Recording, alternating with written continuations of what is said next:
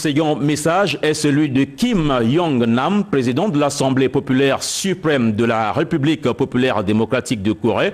Il est ainsi libellé: j'ai le grand plaisir de vous présenter mes vives et chaleureuses félicitations à l'occasion de votre élection à la présidence de la République du Congo, tout en rejetant, dit-il, les ingérences étrangères ainsi que le soutien de la solidarité invariable envers votre Excellence, le gouvernement et le peuple de la République du Congo. De la Corée du Nord actuelle débute avec l'accession au pouvoir de Kim Il-sung en 1948. Lui, puis son fils Kim Jong-il et son petit-fils Kim Jong-un sont considérés comme des dieux. Il est donc strictement interdit en Corée du Nord de donner à son enfant l'un de ces trois noms. Ils ne doivent en aucun cas plier ou froisser un journal dans lequel la photo du dirigeant suprême se trouve.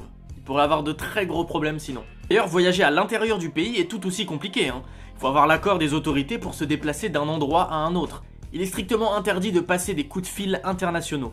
La peine de mort est appliquée dans 100% des cas. Internet en Corée du Nord n'existe pas. Ou plutôt si, Internet existe, mais il est ultra régulé. Les quelques privilégiés qui peuvent se connecter au net n'ont en fait accès qu'au réseau interne du pays qui ne diffuse que des messages de propagande.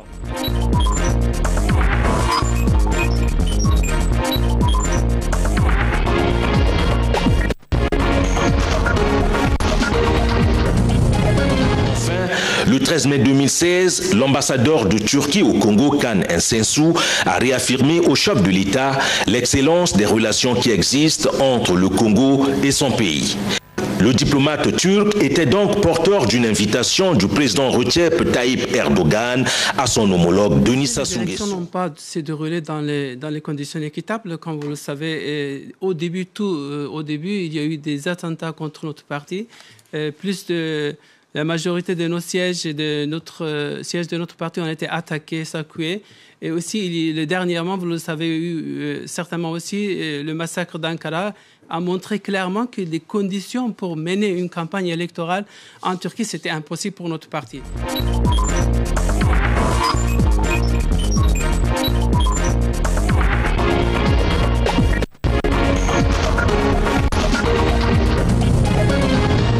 Toujours le 9 mai, le président Denis Sassou Nguesso et Bagdad Amrevey, émissaires du président du Kazakhstan, ont au cours de leur entretien sculpté les domaines de coopération entre le Congo et le Kazakhstan. Les candidats s'affrontent dans une élection présidentielle anticipée jouée d'avance au Kazakhstan.